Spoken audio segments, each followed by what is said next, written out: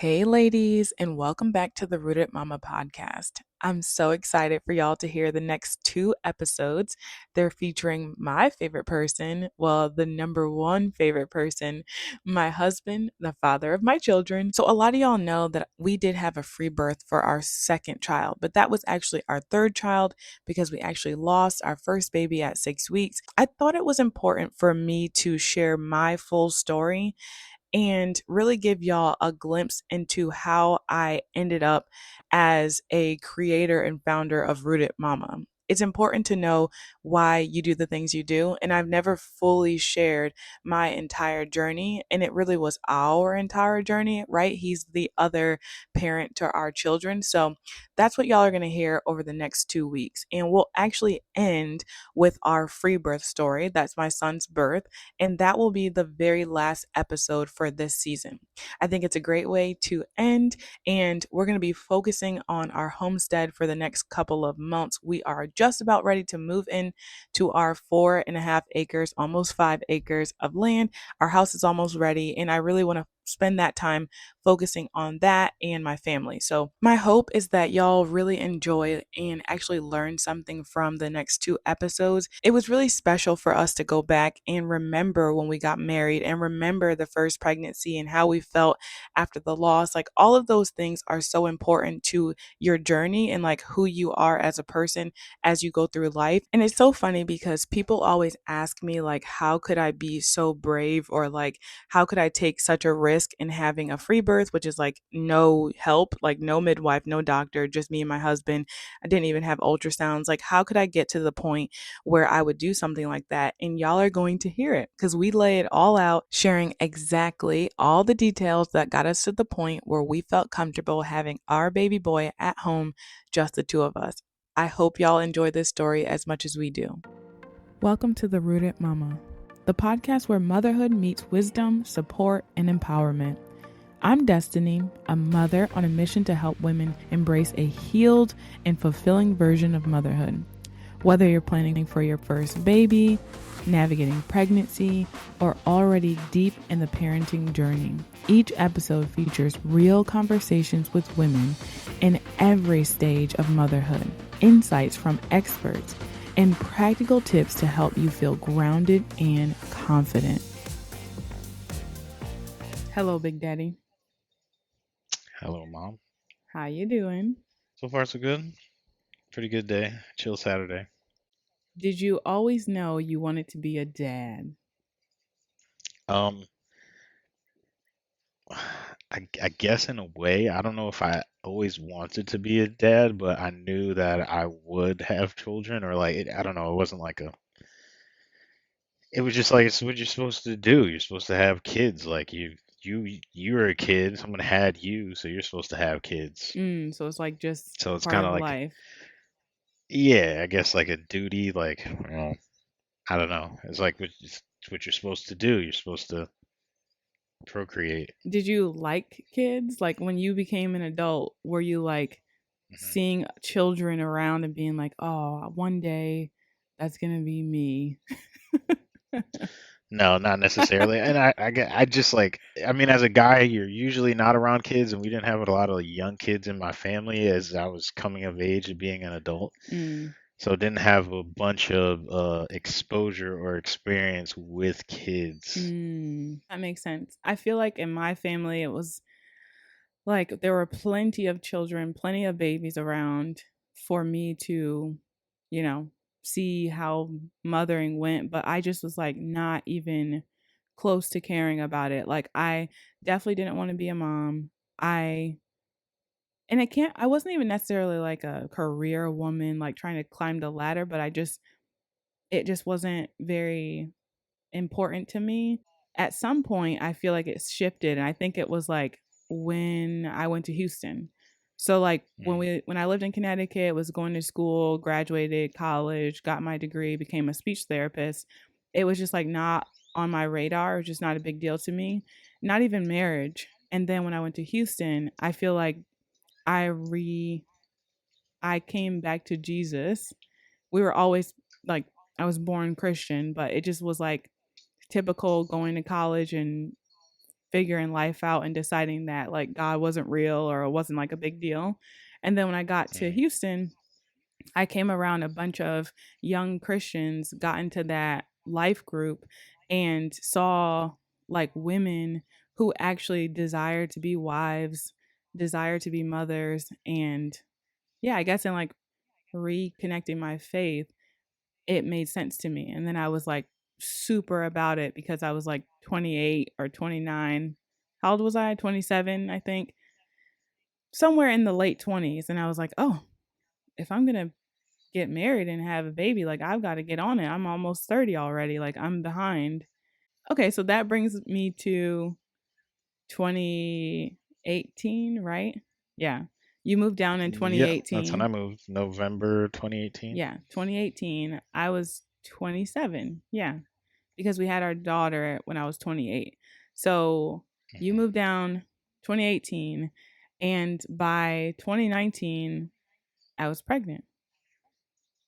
And the first pregnancy ended in a miscarriage, right? And I Yeah. guess we could talk about that, like, because I think it set the scene for the last birth that we have. Like, it went all the way back to there. So in 2018, at the end of 2018, like literally New Year's Eve, is when we Hmm. got pregnant. Like I was Yeah. ovulating that night, and it was really like a passionate, fun night where which ended in like literal conception. But that was not like our intention.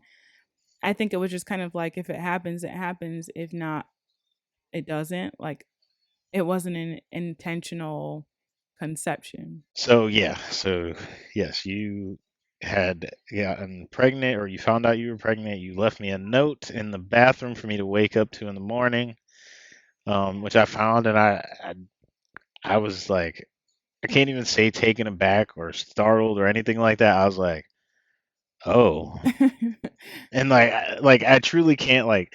I can't think of a word at the moment that like how I felt. It was just kind of like, I guess you could say, surreal. It's kind of like, I don't know, like kind of like if you ever been like in a car accident, and not to like not to say a car accident, but like the reason I say that is like, you ever been in the car accident, and like before you even get out of the car and like assess if you're hurt or the other person's hurt, you're like, did that just happen? Yeah.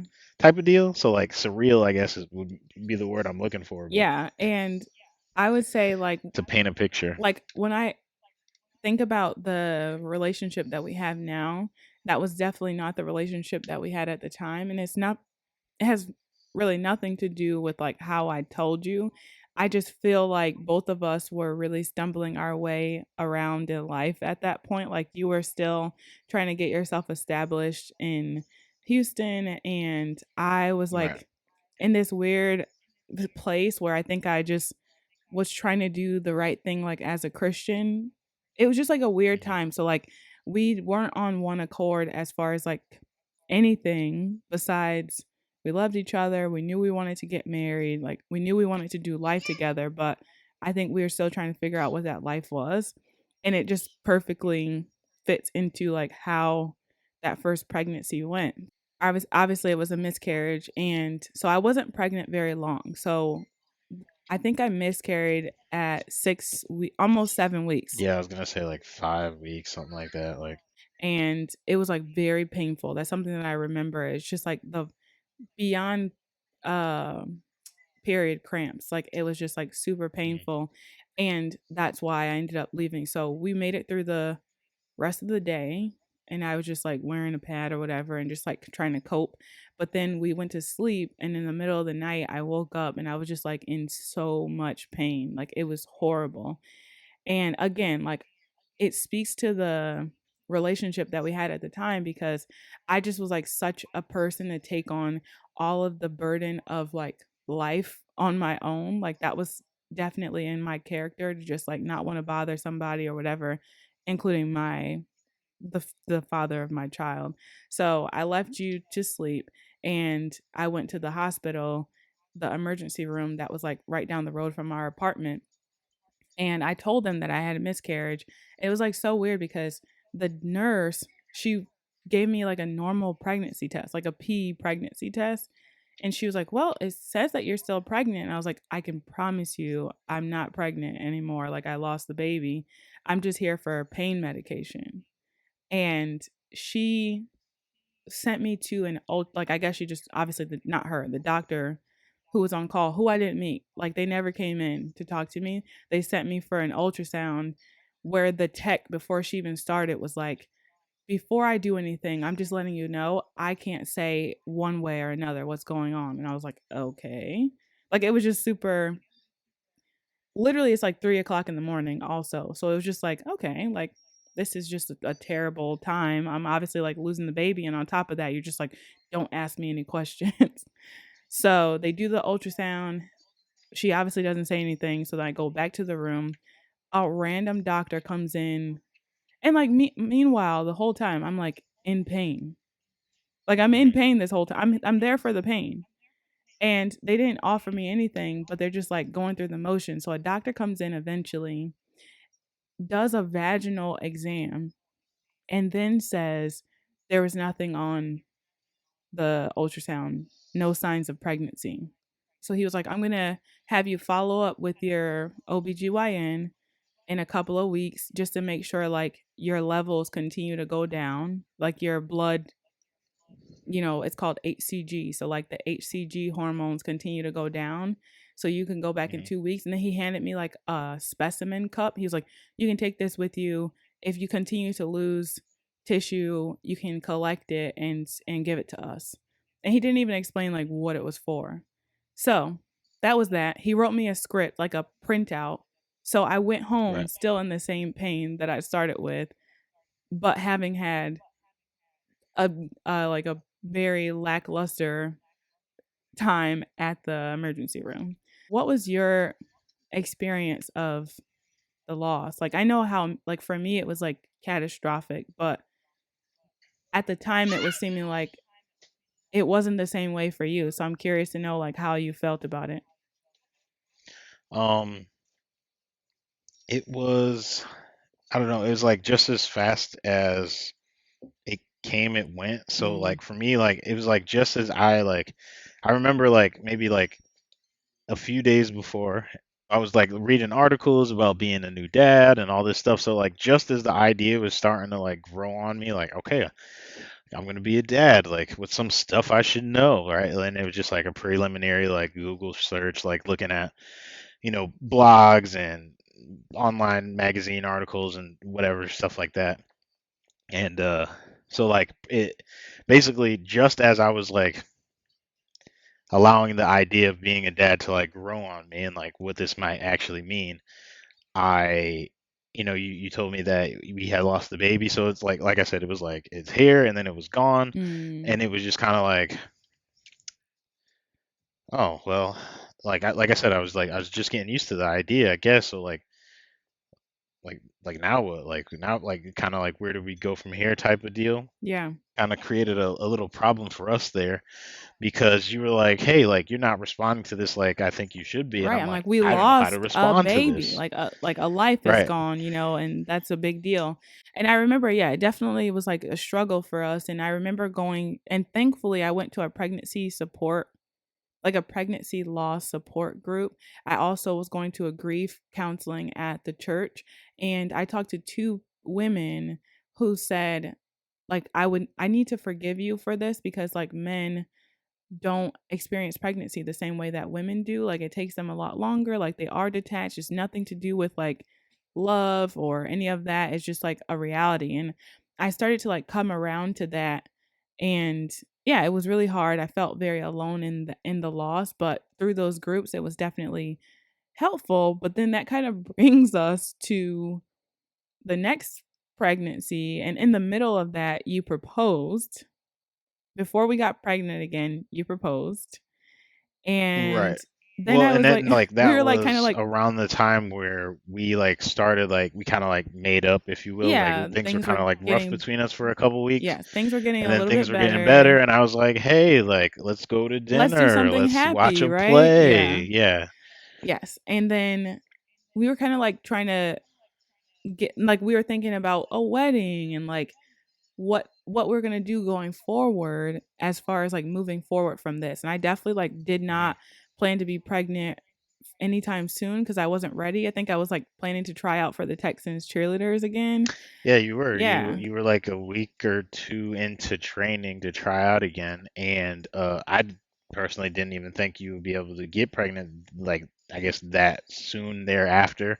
Have you? I mean, like in my mind, it was like, well, all right, we just had a miscarriage. Like I don't know anything. Like it's gonna be like months before like you have like a regular exactly. period cycle again or menstrual cycle again. So that Yeah. ends up that is a common theme for me that like after I'm pregnant, I go right back to being fertile like immediately. Hmm. It's no break.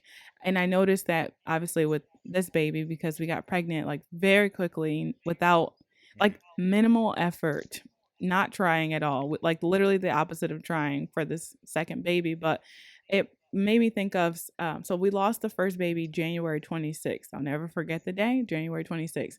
And then we were pregnant again by April 4th. That's when I found out I was pregnant with a second baby. And in the interim, we live in Texas and like spring was happening and there was like it was allergy season. And I remember that because I had I was trying out for Texans and I noticed that I was like super bloated no matter what I was doing. Like I just felt like something was wrong. So I was like, I'm going to go to the allergist. Like, why not? It's the time of year. Like, let's get in there. So I go to the allergist and she's like, oh, I think that you may have a wheat sensitivity. It's not an allergy, but this could be what it is, like causing the bloating and stuff. And I was like, okay, great. So I remember going to that visit the day, April 3rd. I went to that visit. And then Yeah, I think I went with you yeah, and, like, funny enough, at the same time, my because period then she treats you for like the tree nuts and everything yeah, with the little yeah. arm blotches. Yeah, yeah, I was So, there. like, in that week, I was experiencing bloating, and my period hadn't come, but because we were so close to having lost the baby, they hadn't, like, been regular enough for me to be concerned about that. Like, it was just such a Hmm. second it was not a thought of mine to think that I was pregnant, and it wasn't until the next day I look at the the calendar that I use called Ovia. It's an app. And I was like 6 days late. And I was like, oh, like this is a lot. And so I go to the bathroom. I think it was like 3 o'clock in the morning. I wake up and oh, that's what it was. That's what it was. When I get pregnant, I wake up at 4 a.m. on the dot.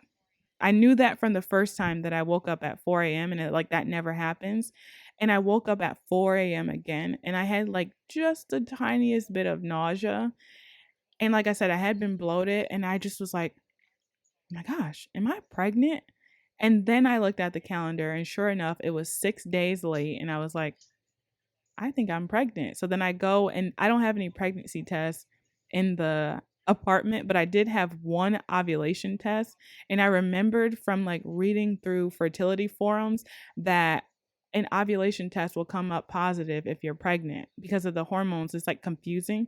So I take it and the test line was darker than the control line. And I was like, so at 4 o'clock in the morning, hallelujah, League City Walmart is open 24/7.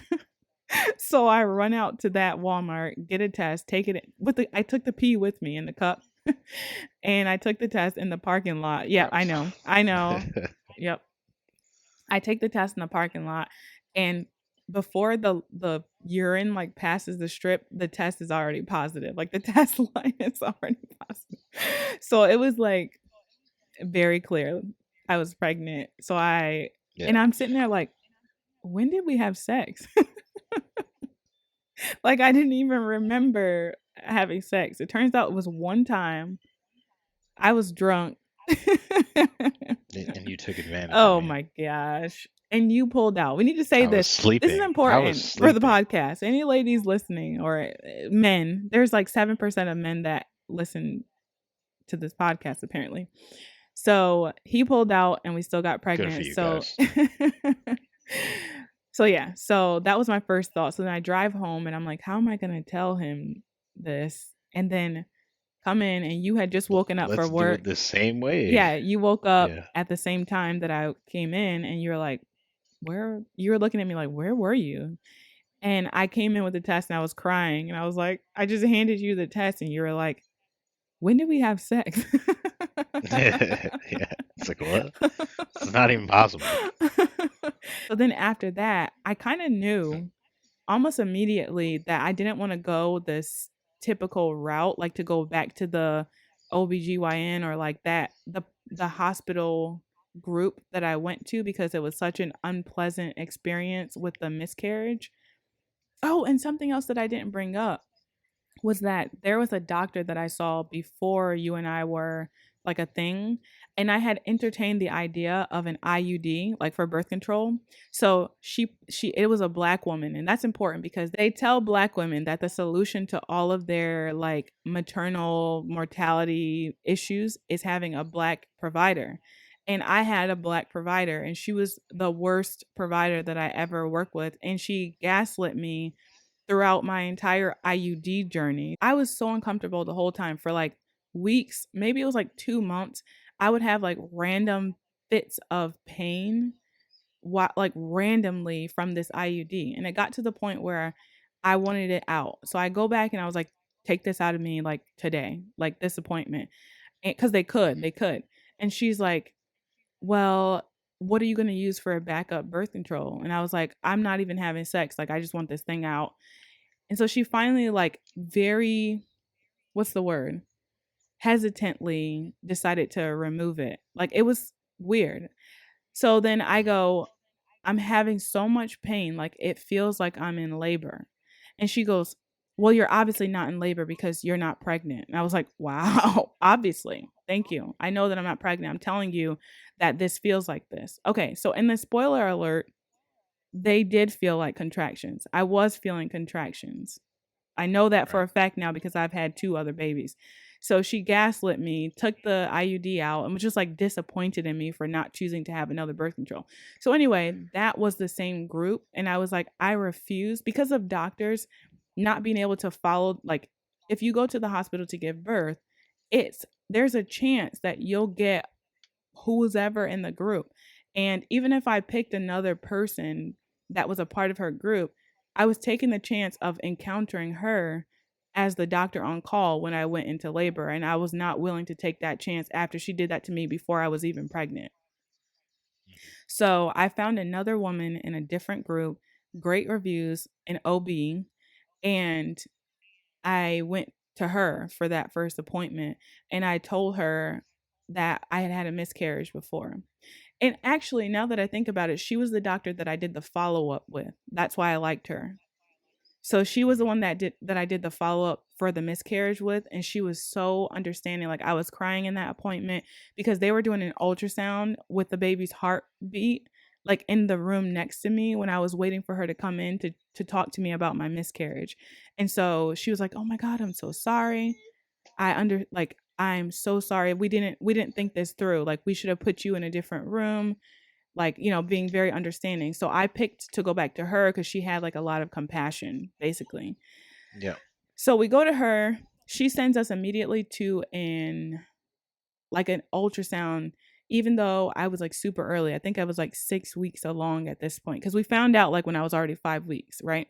So at 6 weeks, she sends us for an ultrasound and they checked and they said, yes, you're definitely pregnant, but we can't see a baby yet. Like it's too soon, but we see like the yolk sac. Remember that we saw like the The little bubble? sack. Yep.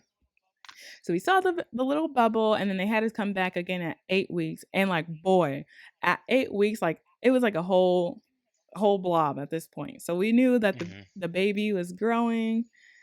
And how'd you feel at that point? I'm gonna let you talk. Um. Well, given the previous situation with the conception and miscarriage, yeah, I was like sort of apprehensive. Like I'm now at the like once bitten, twice shy type of deal where I'm like, all right, like I'm not gonna get super excited about Mm, this until like we get past the point because that now at this point I'm like this is me like getting my toes wet into like the birth thing yeah. because now I'm like, all right, like at what point like is like or what time at what point are we out of the woods where like miscarriages aren't as likely anymore? And it's like, all right, not until 12 weeks, and we're at 8 weeks. So I'm like, all right, we still got another month to go before we're like out of the proverbial Yeah. forest here. So I'm like not trying to get super excited because now it's like, life the Lord giveth, the Lord taketh away type deal. Mhm. Like, so I was like not trying to get too excited, but it's like, hey, the baby's growing. The bright side is we're past the point that we were with Right. the first We saw a pregnancy. heartbeat But this time, like exactly, we saw a heartbeat, we saw growth, right, from the little sac to like the little alien baby. And it is like, so we're further along than we were with the miscarriage, but we're not at a point yet where like we're probably past the point of there being Yeah, complications, right, right? right. So I was kind of like, I mean, I guess it's just like my temperament too. Like I usually don't get too excited until the thing actually Right, happens, the which thing's is actually a here. good protective mechanism. And something that I was Right. thinking about, like, because you said before, like, crossing the bridge before you get there, this is Hmm. where things sort of shifted for me because we saw that the baby was like growing and fine. And something that happened at that visit was that they were already trying to set us up for like a payment plan to pay for the birth They before, did. yeah, they set us They up for a wanted us payment to plan. pay. And I was just I don't like, even remember how much money it was, but like, hey, it's like it was like baby's not even $300 a close, visit. baby's not even here. We're gonna need 10%. Yeah, it was like It's like $300 a for visit what? up until I was like 36 weeks or something. So it was supposed to be Hmm. fully paid beforehand, and like this is an OB in a hospital birth and we had insurance, and I just found it to be ridiculous, and like I was coming up against like this um invisible force like that was just kind of like telling me that something's not right. And so when I went home and I was like looking up, payment plans and all this stuff, like it ended up of like morphing into me finding some stuff about like natural birth, midwives, like alternatives. Cause I was like, okay, oh, that's what it was. It was like a forum, and someone was like, if you're gonna pay for a hospital birth and you're gonna pay up front, you might as well like pay a midwife because it's the same. Like you have to pay out of pocket or something like that. And I was like, a midwife? So as I'm like looking into it, I'm like, oh, this kind of like sounds like something that I'm more interested in. And again, it was largely because of the need for empathy that I felt like having been a mother who lost a baby before. My main concern was like feeling seen and heard, and people kept talking about the prenatal care that midwives gave, and it just felt more aligned with me. And Hmm. I guess I'm the kind of person who was never fully that afraid of birth. And maybe it's just like ancestral, like inside of me, but it was something that I was not too nervous about. Like, even though I had just lost the baby, and I think that does play a part in our third birth, I felt like the best place for me was going to be where I felt seen, heard, and supported, and my body would do what it needed to do in that environment. And so Hmm. I don't even know if I talked to you about it. I think I just started looking up midwives. Like I was looking for specifically birth centers because I did have that programming, right? Like I had the programming of like, well, just in case, I should go to something that's kind of like a hospital, but like somewhere in between where I could feel comfortable and safe and not feel like so sterilized in a hospital. So I was like looking for Hmm. birth centers, and then I found one that was like 20 minutes away. And then I think I talked to you about it and I was like, hey, would you want to go check out this birth center? And Hmm. what were your thoughts then? Like considering having a birth that was not in a hospital? Um, I guess immediately is like, well, like, the typical things of like I guess like a dad or a guy. It's like all the modern medical marvels and conveniences of medicine. Like, should something go wrong, because like we're programmed now, so more than ever probably, to think that like something's gonna go wrong in birth, and we already had a miscarriage. So I'm like, well, it would be nice if like we have like like we don't have to worry about an ambulance coming to get us. Like we have the whole ambulance inside of a building, right? Yes. Being a hospital. So, but at the same time, like you kind of, explained it to me, and you were like, and I absolutely got it. Like, I've never, I can't say never, but I don't have too many good interactions with like healthcare providers. It's Mm, very like cold and callous. So I'm like, okay. And then I remember you saying too, it's like the lights are so bright. Like yes. I don't want to give birth under like a spotlight. And I'm Yeah. like, I could understand that because it is, like you said, very like sterile Mhm. clinical setting, and Yeah. you wanted something a little more um, a little more homey. And then we went to the birth center, Yeah. immediately felt like, yes, this is where I need to be. Hmm. And you brought up a good point. Like I'm a very sensitive person, like HSP, highly sensitive person. And because of that, like things like lights and sounds and like crowds are very distracting to me. And so much so that I literally like will shut down if there's like too many people around or too many sounds. So whenever I went to the birth center, it was so much better, like so comfortable, like inviting. The midwives were great. Like the appointment was much longer with the OB than with the OB. They really were curious about Shane's, like who Shane was as a dad. They were like concerned about what we wanted for our birth, and like it was just very patient centered. All right, guys. So unfortunately, we recorded the rest of our birth story for our daughter, and then it got cut off. Like Shane's mic just went completely out, so we had to start over. And this is where it cut out. So the flow may be a little weird, but that's okay. We're rolling with it. I believe where we left off, we were talking about the midwives at the birth center and how they were kind of like in alignment with what we were wanting at the time. And something that I thought about after recording was that this is actually a really important detail to the story. And it's that you and I, through the midwives and through our doula, who we found around the same time, had gotten pretty informed about birth. I want to say, like, they took the time to really explain things to us.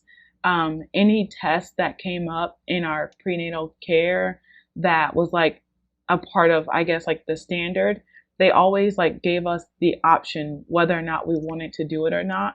And the doula explained the stuff on the back end. So like whatever stuff that like let's say it was the blood glucose test, like the blood sugar test. The midwives will like give us some information about it, say if we wanted to do it. And I think both of us were like, yeah, like we'll do it. Like, and I think a part of it was just you thought we had like we thought we had to do something because I was pregnant. Like, of course, like go through the tests and stuff.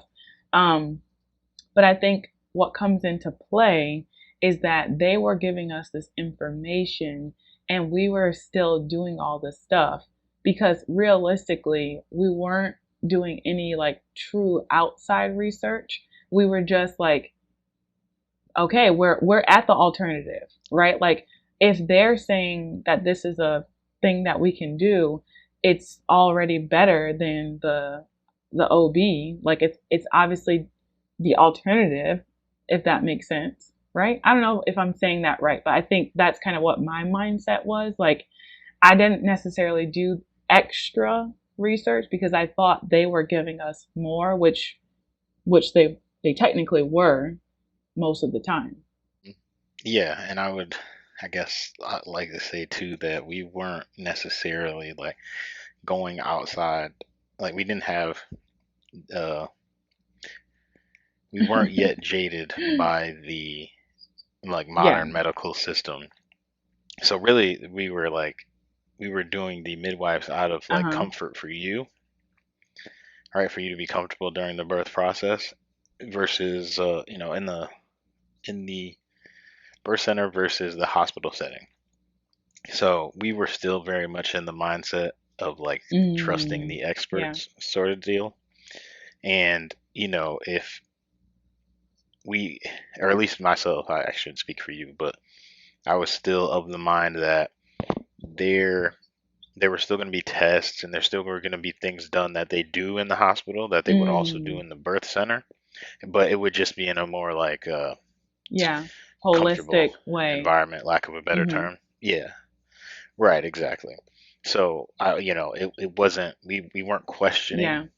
if you will, to use another like loaded term.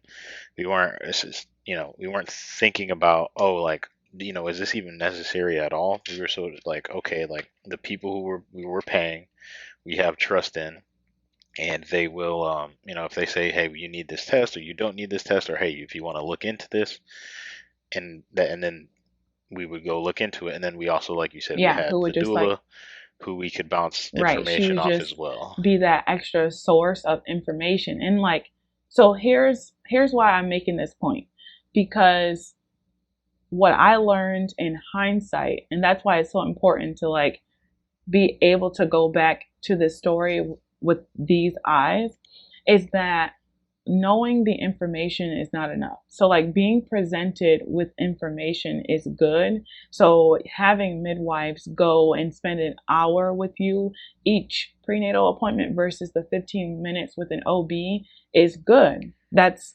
excellent. But Right. and they'll give you that information, like explaining the glucose test and telling you that you don't have to do it, like giving you the option. Here's a fresh test, like this is a one that doesn't have the dyes in it and all this stuff. Like all of these things are great, but ultimately it comes down to wisdom, like having the ability to receive information and then make a choice based off of your intuition, based off of your own wisdom, and based off of like your innate ability to know what is good for you, what you need, and all those other things. So you bring up a good point of like the other stuff that we ended up saying, like, we don't even need these tests, like later on. So that's another layer. But I was even thinking like a little simpler, I guess, than that, which is just knowing who you are as a person is going to be really important when you have access to this really great information.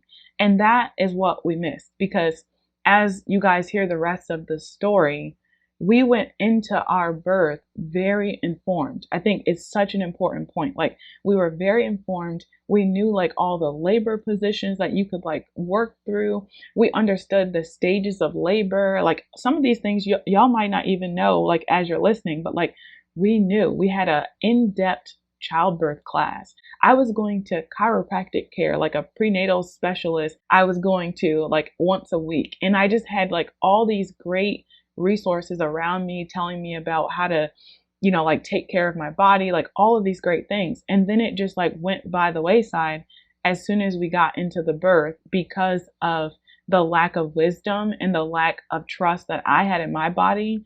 And I don't want to speak for you, Shane, but like just maybe even our communication, like you not fully understanding because I didn't understand. Like it wasn't your fault. It's like, I don't know. I don't trust my own body. So like, how could you trust me trusting my body? If that makes sense. Um, yeah, I mean, I guess if anything, I could trust like, while you were actually in labor, it's like this is how you feel. This is actually how you feel. Yeah. Like I don't know. I don't know what's a red flag and what's not. I don't know when like, I wasn't.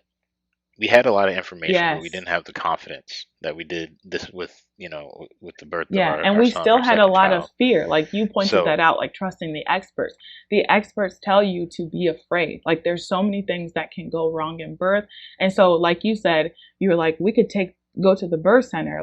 And like take the hospital and like put it in a comfortable home setting. So we were still trying to like um, put the hospital as like we still were trying to medicalize the birth in a way that now I see was like another aspect of fear. It was really just that. We were just still like, well, we never had a baby before and they like birth is super dangerous. And so like we're trying to make Destiny comfortable, but also, like anything could happen. So we still had like that fear that we now know through having done our due diligence, like true research, is really founded in a system that is not set up for women to succeed in any way. But okay, so let's talk about the birth. We did a lot. I just wanted to like really focus on that because as we talk about the birth story, at its core, it is a failure of intuition.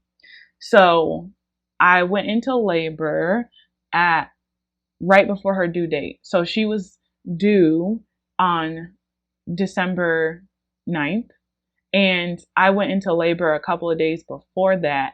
I didn't know it was labor at the time because the weeks leading up to that, I was having like a lot of Braxton Hicks contractions that, they call them practice contractions. And so I was having those for weeks before, and they just kind of like slowly intensified. So I didn't have like that drastic start to labor that so many people anticipate. And so, like, so she was born on a Monday, December 9th. And that Saturday is when I started to feel like they were getting more intense and happening more often. But I just kind of like ignored it because they had been happening the whole time. There was not a discrepancy, right? And I think on that Saturday, Right. I did tell you, I was like, something could be happening, like maybe not. I didn't bother to talk to the midwives or anything about it. I didn't tell the doula like during the day, but then at that night, I did let the doula know that maybe something was happening. And she just said, well, I'll see you tomorrow anyway. Like, just try to relax, go to sleep. If something comes up, something comes up. But if not, we have an appointment tomorrow, the Sunday, anyway. And so nothing happened. And then Sunday comes and they kind of like picked back up again in the morning. And you were like, should we go to church? Should we not go to church? And I was like, nah, let's just go to church. And as we're at church, they were again like slowly intensifying. It was a very slow labor. Like it was a slow build up to labor. And I will say that I was having trouble walking. Remember that? Like I Yeah, I do believe it was two or three people in church who said, "You look like you're you ready need to to go have to the that baby," hospital. and maybe they were Yeah. speaking it on us, but it certainly was Yeah. happening, and we didn't know. So so after church, we made it through church and went home. And we did have that doula appointment scheduled. And so she came over to our house and just did like our last, whatever. I think it was like postpartum prep or whatever. She just like went around the house, like making sure that we had everything ready, which I already did. Another great tool of a doula is having them be able to come into your home before the baby even comes and like help you get that stuff set up, which she did. And I think she just kind of like went over our comfort measures or something like that. I can't remember, but it was just like kind of a wrap up, like Yeah, to prepare for the birth and after the baby. And I was having these contractions throughout the session, and she kind of like gave me a look, like maybe something's gonna happen. But I think because I was tolerating it so well and like not making a big deal about it, she was like, maybe not. Like it was just like start and stop for so yeah, long. And we pretty much, she left.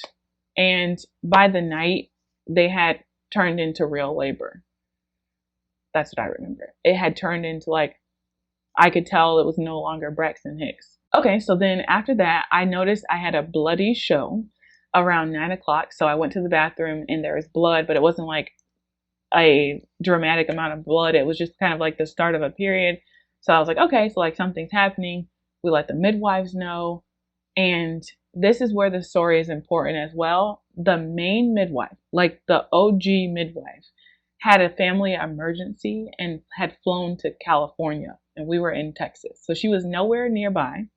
And so we had her, I don't want to call her an apprentice. She was a licensed midwife, but she was not the main one. And we had met her, like we knew her. I liked her, but she was not the main one. So that was important to the story. So we did call her, and she was like, "Hang out home because you can still talk, and like just wait until you can't talk anymore, until Shane has to like talk for you, because that's when we know that you're likely in active labor." And I can't remember what time that was, but somewhere around like midnight, I guess, is when I was like, okay, these are like way more intense. And I don't remember if we were timing them because it was kind of like pointless because I had been having them so close together for so long.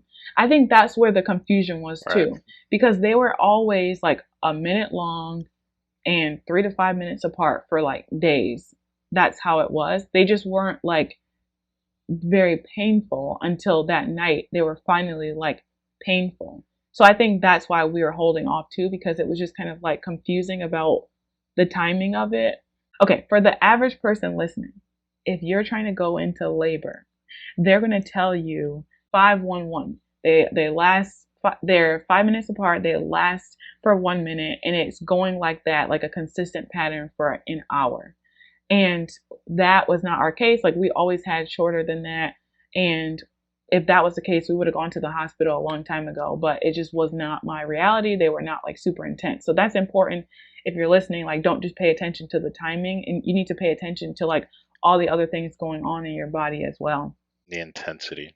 Yeah. So around midnight, I was like, they're more intense. And you gave the midwife a call and she said, come in. And so we ride.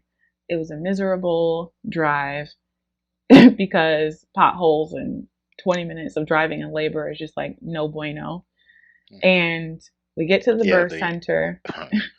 Go the ahead. the city or town or whatever you would like to call it, where the birth center was, it seems like every street from the highway to the birth center was under construction and like uh, unpaved, right? And so there were potholes, and I was like avoiding elevated manhole covers, and everybody knows what it's like driving on that uneven surface. It was like that the uh, whole way until like you got on the street that the birth center was at. So it was, awful. and I was trying my best to like get there quickly but safely and like comfortably as well. It was really hard. Like I don't know, it was tough.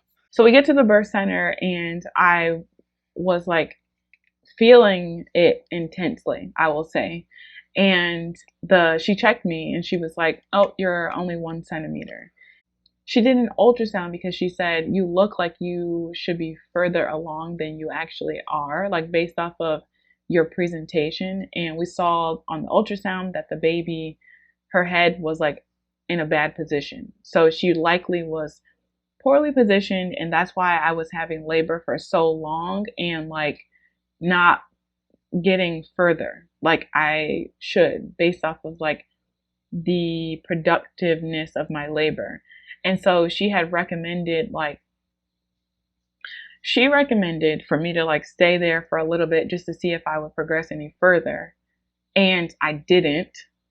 And then y'all went and talked for a while. And I think she was like trying to recommend I go to my chiropractor the next day, like to see if they could better position me or something. Like what was going on there? Um, Really, we just talked briefly, and she was just asking like how you were doing, how you progressed, like how felt about the situation, like if I thought you were actually going into labor or if it was just like contraction pains. Mhm. So and I was just kind of like, I think so. She said they're more intense than they have been. Like um, it's the like you said the 511 frequency, like that's what's going on, and it Yeah. very much seems Shorter. like right. I was like, I Oh, don't and think. I was throwing up. I was Yes, throwing up at this point too. So yes, that's another vomiting sign of like and active labor, which I did diarrhea. with the second. Yes, and diarrhea at the same time. So it was like so intense, like my body was purging, and that those are all signs typically of active labor. And I can say for certainty with my second, I was in active labor when all that stuff was because it happened again. Mhm. I was like throwing up again the second time, and it was when I was like full blown active labor. Yeah, So which is what I conveyed to her because I was like, one, we wouldn't be here if she didn't think that she was actually going through something, and yeah. then two, she's starting to like, you're having the vomiting, the diarrhea. Like there are other things on the periphery that are happening that Mhm. haven't been happening Yeah. over the course of the last 2 days, let alone you like we were used to the Braxton Hicks, and during the weekend you were having what seemed like more frequent contractions, but now Yeah. like they're more painful, the vomiting and diarrhea. Like you're like, I think we need to go. So it's like to me, I was kind of trying to advocate for you as best as I could without knowing much Yeah. that, And or at least that's, knowing exactly how you felt. That it's like I think we need to be here. Like, yeah. And so here we go. They sent us home. They said that because at the birth center, you have to be in active labor to stay. And because I was only 1 centimeter, that is not considered active labor. It would be further, you would be further along. You would be like 4 to 6 centimeters is what they consider active labor. So they sent us home the 20-minute drive back home.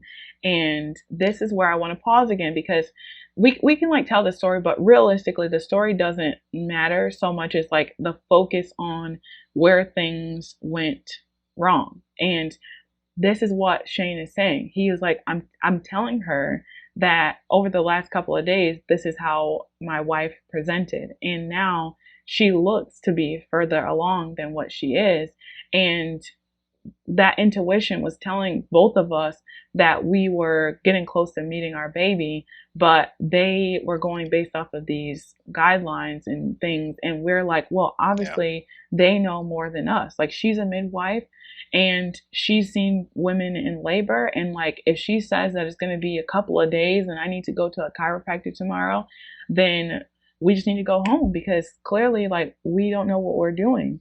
And that was not the case. Like, when we Yeah. got home, I progressed from 1 to 6 within like 3 hours. Like, it Yeah. wasn't that long. You were going through labor, but it was still like early stages of labor. Yeah. And had we stayed there just a few more hours, we would have been having the baby there. But because it Hmm. wasn't as intense, and so like that measurement, and then also the dilation measurement, she was like, "Well, we're not there yet, so go back home." So and you obviously never going through labor before, I never being Hmm. with you going through labor before. We're like, okay, well, we'll trust you. This is what you're paid to do. This is your profession. Like, Right. we'll You believe. know And like better you than said, me. she was a licensed midwife, and she was very much, I guess, is the correct word, the mentee to the Yeah. head midwife being the mentor. Hmm. So, and I think there was a level of unsuredness with her either, right? So now you have like Yeah. three people who know a lot of Uncertain. information, who weren't super confident in that information, and it haven't been battle tested, if you will, lack of a better term. Yeah. So she was kind of like, I don't think you're there yet. We're kind of like, okay, I guess we're not there yet. And then we went home, like you said. Yeah. And within 3 hours, I had greatly advanced in labor, and we were just laying in our bed with like trying to sleep off and on. Like, we didn't do anything when we got home. I wasn't like doing any labor positions, nothing. I just was like laying with Well, my at this husband in point, the it's the middle dark, of the night. right? Yeah, it's Yeah, it's laying with my three husband in in the the morning, dark. 4 in the morning. And I will say that something that I intuitively started doing during the contractions was to lift my leg up. And so you were lifting my leg up.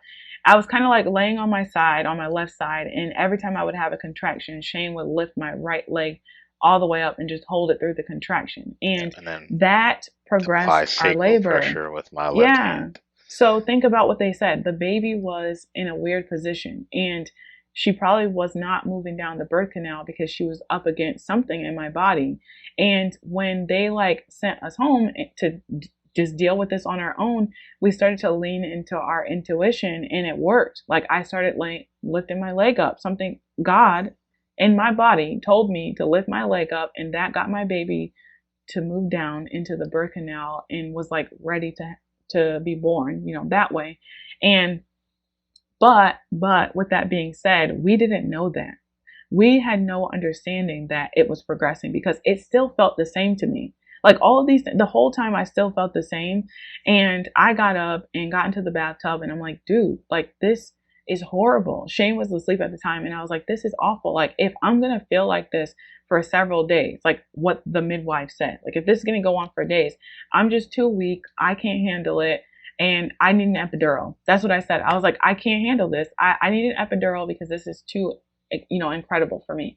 Now, something else was that I was like really dehydrated at this point because we weren't drinking any water. I wasn't eating. All of those really important things because we never called our doula, which is another fatal flaw. No one called her. I just was not, I was getting dehydrated, which makes labor feel worse. Like, think about when you're working out and like, if you're doing like a really intense sport event or whatever, and you just don't drink water, you'll get cramps. You'll cramp up. And that's essentially what was happening too, that like everything was just getting more intense because I just wasn't nourishing my body, and I also was afraid. Fear intensifies pain. So like all those things were going on in that bathtub. And that led me to the point where I was like, I give up. I'm not strong enough and I need to go to the hospital. So I get out of the bathtub and call Shane and I say, let's go to the hospital. And at that point, I think you were like shocked that I would say that. But I also think like this is where we did the I don't want to say we did the right thing because our hospital birth was awful. But at the same time, this is where we finally started to just say, like, no, we're going to do what Mhm. we want to do. Right. And So we get in the car, we drive to the hospital. Right. So And that was about 5 in the morning. So between 1:30, 2 o'clock, two, and 5 o'clock, we went from 1 to 6. yeah, fast. So our intuition was right for sure Yeah, that you were in labor, and it really I think the things that kind of compounded to that end up not forcing us, but like making us having the decision to go to the hospital was one, we lacked the confidence because we were told that you weren't ready yet, or like it might be a couple days. Two, we were exhausted because it was the middle of the night. yeah, Like neither of us had anything to eat or drink, right? So yeah, like your analogy to playing sports and being dehydrated, and then also just when you play sports and you're tired, you kind of like revert to the level of your training, which we had like knowledgeable training, but we didn't have like the physical training to yeah. be ready to go through this birth, especially in the middle of the night.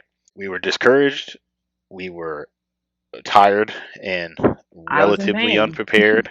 And then number three, you were having actual what you could consider like health concerns.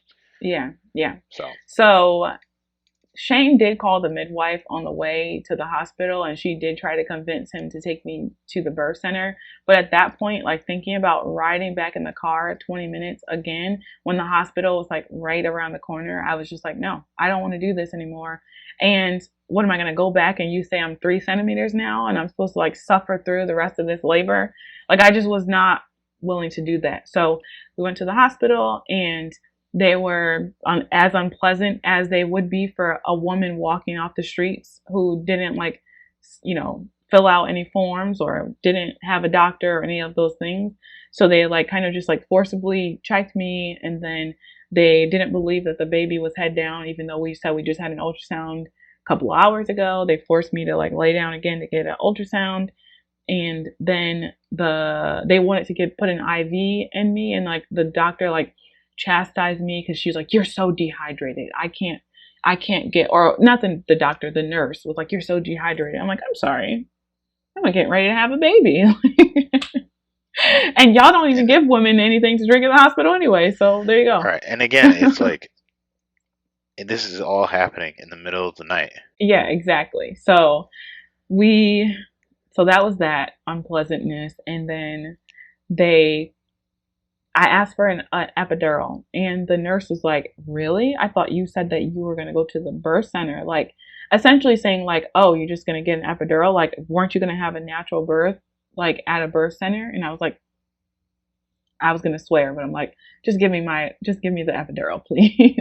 Yeah, So that was then before they, the dehydration and the vomiting and I throwing up know, and like, oh my gosh, it's just like they're so patronizing and like I understand that like this is a business and all this stuff and I always try to like not talk bad about the hospital but like it works for certain people who are not a sensitive person. Like I'm a sensitive person, like I pick up on these things. Someone else might not like care, they might, it's not a big deal to them, but to me it was. So there you go. It's very much just like a survival at this point. Like you're just trying to survive and everything is so confusing and you're giving your power away to so many people and looking for someone to like rescue you and all these different victim type scenarios. So get an epidural and I asked for them to keep it on the lowest like possible dose because I didn't want to be totally paralyzed and like anesthetized. I knew enough that I did want to feel something because that helps with pushing and like preventing tearing and all that stuff. So like some of the knowledge was still there. I don't want to say like we got rid of all of it, but like a lot of it like went by the wayside. So I did ask for that and that was a benefit because within like an hour of getting the epidural, I was ready to have the baby. So we weren't at the hospital very long. It was like 3 hours, I think, and the baby was born. I don't yeah. remember. It was like not very long and I was pushing. Yeah, we were in triage around 5:30 or something like that, and she was born at 10:30. Okay. So Yeah. So like born at yeah, 10:30, born alive. at 10:30. Yeah, like so like So the very whole fast. process, if you will. Yeah, we were only in the hospital for like 4 hours before you were in labor. Yeah. What before I was pushing. Yeah. So Yes. so like all I need, I feel like with the epidural, it very much was a tool because it gave me that break that I needed, like just a reprieve. Because, like I said, it wasn't very long, but it was a reprieve that I needed to just like recollect my thoughts and just like get my life back together. And then I was ready to push my baby out. Yeah, So and you were able to get a they, little sleep too, which was definitely okay, needed. I don't remember sleeping, but I believe you. At this point, it was like a total fog. So they come and check me. They say, "Oh, the baby, the baby is coming." And at that point too, I think my water had broke. They broke my water, and that's what she's like. Your bag is bulging.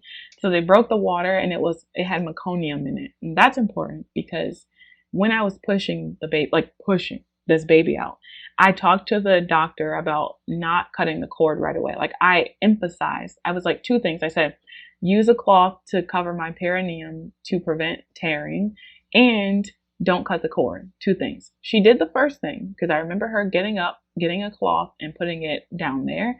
The second thing she didn't do because she said, if the baby cries right away, I need to cut the cord.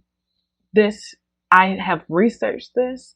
It is not grounded in any evidence that I have found.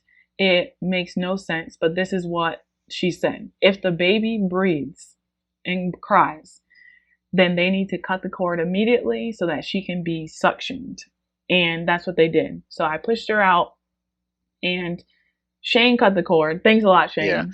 well, and that's what I was gonna say. So there was like a level, right? Like when seemingly when you're in this setting, you are pressured or influenced in a way, right? Because again, like these are supposed to be the people who know what they're talking about. So, our baby's born, they place her on Destiny's chest, which Destiny also had a hard time actually embracing her I because she couldn't was even hooked up to touch all these her. wires and everything. Yeah. So they put our And there daughter was on her 12 people chest. touching her. Also, Yes. there's so many people touching her. While she's on her chest, like people are wiping her down and patting her down, and then she begins to cry, and almost immediately the doctor says, "Okay, we need to cut the cord now so we could get her cleaned up." And she goes, "Dad, do you want to cut it?" And as she does that, she kind of like, hands the knife over, right? And it's like, or the not the knife, the scissors. And like immediately it was like, all right, well, I'm gonna do it. I have to do it now, or she's gonna do it, and I would like Mm, to be the one who does it, right? So that was kind of like the split second thinking, like right, like you like fight or flight, if you will. It was just like, yeah, here, do it now, or we're gonna do it. And it was like, okay, yeah. well, I guess I'm gonna do it, even though that wasn't what we wanted. And at the time, I was kind of like in the fog of war, so I wasn't thinking like, no, no, no, we're not going to do it, which should have been the thing that like I'm there for. I should have been there to advocate for our wishes, for my wife's wishes as well, and what Hmm. possibly would have been best for our child. But I, again, under the impression that if I don't do this now, they're going to do it, and let me just go ahead and do it. And it really speaks to what you said a couple minutes ago, where you're like, we had the knowledge, and the knowledge didn't go Hmm. out the wisdom, but that knowledge or that knowledge didn't go out the window, but we didn't have the wisdom because that knowledge wasn't battle tested. Right, Yeah. so we had been inundated with information. We did a bunch of research. The midwives gave us research. The doula gave us research. But it's like once we were actually in we were kind of like, okay, like, you might remember something, but since you haven't gone through it before, or since we haven't gone through it before, we weren't sure to like when to apply it, right? Yeah, and And things and happen very much so right there, fast. exactly, things are happening quickly. There seems like there's so many people. They're like not forcing you, but like they're trying to push things along, right? Because they have other people to go see and other Yeah. babies to, It's such a conveyor belt, and right, I don't want to like take away from what hospitals can accomplish and like the safety aspect and all those other things. But I was a perfectly healthy mother, like the whole pregnancy, a beautiful pregnancy my baby was so healthy. Like there was no, I went there at 6 centimeters within 4 hours. I was pushing that baby out. Like there was no reason for the level of intensity that they brought to that birth. And I think this is what people need to pay attention to. Like birth does not have to be this chaotic. It doesn't have to yeah, be so extreme. And if this is all you see, then you think that it's normal. It is not. This is not natural. It is not normal. It's They save lives in circumstances when they need to save lives, but this was not a life or death situation. I know that for certainty now, having done the research I've done, especially when it comes to meconium, like it's not going to kill the baby. Like there's just so many things that like was not necessary. So Yeah. this is where the trauma started. When they cut the cord, I couldn't hold my baby. They kept her over on like some pad, suctioning her for 10 minutes. And it was horrible. Like that's exactly the opposite of what I wanted. Yeah. The urgency and like the cinematic like emergency or urgency that you see in the movies is like it very much doesn't need to be that way, and it seems like in the hospital setting it was created. It was like an artificial creation of that sense of urgency, that sense of emergency. Like, Mm, and what I will say, and this is just me like speculating, it's like everybody has a job to do, and everybody wants to like do that job and get it done. So there's a yeah. level of like, okay, like what's like there's a level of procedure, right? And Mm, especially anybody who's ever been in like the sciences or the healthcare, right? There's always a level of procedure where this happens, this happens, this happens, this happens. And so like they're trying to move on to the next procedural line, if you will. And that's in my mind what created that sense of emergency, right? Because it's not yeah. like again like you see in the movies, it's like the water breaks, then we have to run to the car, then we got to run to the hospital, then we get in the hospital and they throw you on a And gurney, and she's then they do this and do that, screaming. and yeah, and it's like things don't need to be that way. I mean, if you're okay with them being that way, that's fine, but Yeah, it's very much so because the medical model is is a scientific model, which is procedural. If this, then that, right? And that's right. very much how, since we've had we've had a birth in two separate settings, that procedural model is what creates this, sense of urgency, which is ultimately unnecessary unless there is like a true health emergency. And like you said, you're a young, healthy Nothing. individual. There was no There was reason. no reason for that. And then the same with our daughter. Like she was born, she was healthy, like the meconium aside, like which really they needed to do was like clean her off, which they did. Yeah, they And didn't need to clean her like off. so Nothing, nothing. She was in a pile of her own poo in liquid that she breathed for 9 months. Like, right. it. Okay, we won't go there. Y'all can look it up for yourselves. But the meconium thing, like, it just. I think they just always have to find like some angle that they have to like be aware of. So like Like I because said, they're yeah, it's just like it's a if this, hospital. Like you then come in that, with right? So it's like problems. if meconium, then we have to like take the baby out, get them cleaned off, and suction their nose and make sure they don't swallow any of that stuff, right? Yeah, like So don't you it's want like babies to cry right away? Like I'm just saying, like our son who we birthed at home did not cry as fast as our daughter did. Like mhm, that's how fast it was. She was perfectly healthy. Like she cried immediately. Like that's what they want, right? And yeah, realistically, babies don't have to cry right away. I'm just saying, like when you're looking at through the medical lens, you want babies to cry right away. So for someone to yeah, be like, oh, it's because she cried right away, so we had to cut. I'm like, I think you were just gonna cut it regardless. Like, I don't yeah. know if that truly was what it was, but they did have a It's whole all separate team for her because of this meconium. And we're getting to the end of this one, so we'll talk about like what her aftermath was. Like, she was a very healthy baby. Like, we didn't stay at the hospital very long afterward. We went home. Like, there was no issues like as far as health wise for me or the baby, but she screamed all the time. She cried all the time, which we talk about in the second episode. So you'll hear that in detail. But what I'll leave you with is I'm all about information, but really tying it to wisdom and something that I really feel urged to emphasize about the hospital birth that I had and like what so many women experience is that they go against what is natural. Like I'm not talking about if you have an epidural or not, but the natural flow of life is ignored in a hospital birth. And what do I mean by that? So we know, and if you don't know, I'm going to tell you that the cord is attached to the baby because on the other side, it's attached to a placenta. The placenta is the life force of a baby. So in the beginning of pregnancy, the reason why mothers feel like so tired and nauseous and all these things is because they're making an organ. Like not only are they making a baby, they're making an organ. And when that organ starts to function, around 12 weeks, when all of those symptoms start to kind of go away. When, like, isn't that weird how all that happens? Like when you get to the second trimester, you start to feel good. It's because your organ is complete. You made an organ, right? That organ keeps that baby alive. So unless that Yeah. organ came out before the baby, the best thing that you can do in any literally any circumstance, is to keep the baby attached to the placenta, which is attached to its living mother. Its mother is breathing. Its mother is alive. There's blood flowing from the mother to the baby through the placenta. So Yeah. if there is a concern about anything, literally anything, like the breathing aspect, especially, the baby is getting beautiful, amazing oxygen being like pumped through the placenta to the Yep. baby. The blood is flowing to the baby, like Yeah. all that good Essentially, stuff. from like a biological standpoint, a placenta is literally just a massive blood vessel. Yes, Like a literally. massive blood, like just carrying, like you said, food and oxygen and the So, necessary nutrients for life.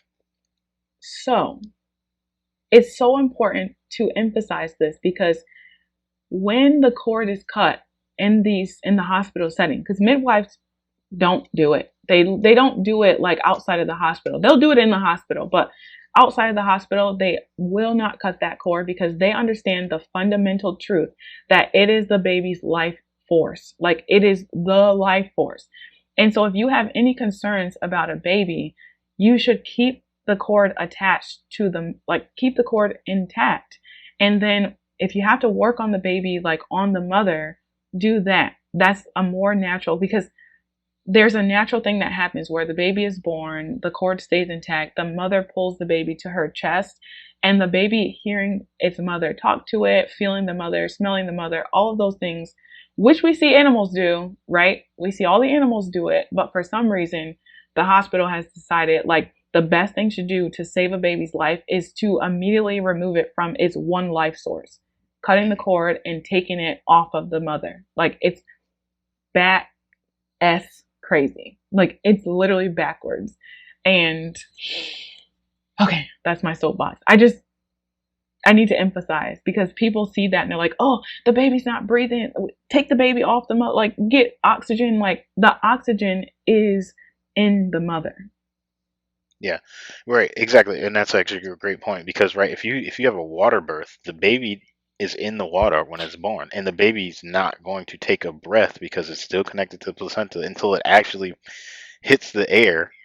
Right, recognizes, hey, oh like I'm out, I made it out, Yes. we're out, we're out here, right? Like we're that, and then and only then does its biology, its nature kick in and say to take a breath. Right, Yes. because like I don't know how long it would be, but it would be like an absolutely interesting thing if you could do it without like actually injuring the baby. To see like how long would that baby be able to stay in that water before it was They like it do. actually needed oxygen. So there's midwives that actually prefer, if babies are born in the water, to not immediately bring them up. So I've seen many births where they leave the baby in there, slowly raising the baby out of the water, like very Right, like because slowly their raising whole the baby entire out. existence has been in a sack of water. Yeah, they are aquatic, and Yeah. then they become terrestrial or whatever it's called. So okay, so that's my soapbox about that. And again, like, it all comes from the common sense, right? So a lot of things that we learned after this, like after this point, is when we really started to like unpack some of these things and think about it from a common sense perspective. And then we started to learn, we started to see research and evidence that supported that common sense approach. And we're like, yeah, that makes so much sense. Like all of those things. And then that led us to the very different birth that we had the second time, which you guys will hear in the next episode. Thank you for tuning in to The Rooted Mama. I hope today's episode left you feeling inspired, supported, and a little more rooted in your own motherhood journey. If you enjoyed this episode, be sure to subscribe, leave a review, and share it with another mama or mama-to-be. Remember, motherhood is a journey best shared, so let's keep growing together. Until next time, stay strong, stay supported, and stay deeply rooted.